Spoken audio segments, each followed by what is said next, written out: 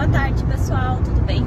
Respondendo a dúvida de ontem, porque como diz a minha mãe, a dúvida de pode ser a dúvida de muitos, minha mãe que é professora. O que acontece? Sobre essa questão de deixar bens para os filhos, né? Há uma obrigação de deixar bens para os filhos, não há?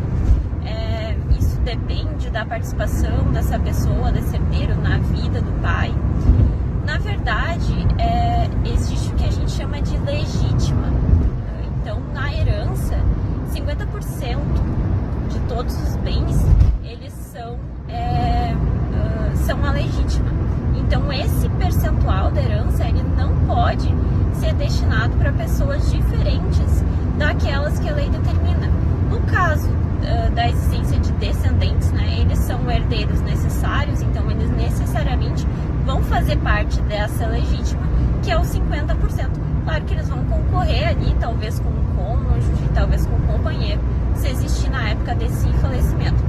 Agora, nos outros 50% da herança, a pessoa ela pode dispor para quem ela quiser, ela pode deixar para um amigo, ela pode deixar para um outro parente, que não sucederia naturalmente pela lei, né?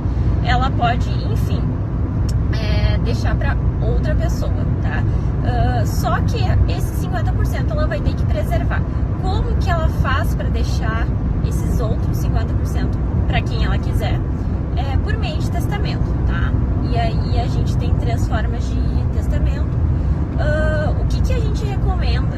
Que tenha um advogado, aqui tem um pouquinho de sol, eu tô indo pro Natal. Tem um advogado para fazer o testamento também, por quê? Porque se não for preservada a legítima, isso dá um grande problema na hora da gente abrir um inventário. Então, ao invés da gente evitar um problema, a gente vai criar um problema maior ainda. Tem um advogado para fazer esse planejamento sucessório. E aí, isso economiza tempo, inclusive dinheiro de todo mundo depois, na hora que essa pessoa já faleceu, né? Para que ela deixe, digamos assim, menos problemas possível, né? Para serem solucionados.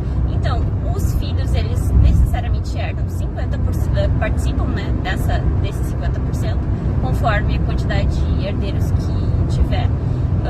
Existem algumas hipóteses de exclusão da herança, mas a simples não participação na vida dos pais, pela lei brasileira, não exclui a pessoa da herança. Então, ela vai herdar sim, mas a gente pode criar mecanismos para que essa pessoa destine melhor o seu patrimônio, tá bem?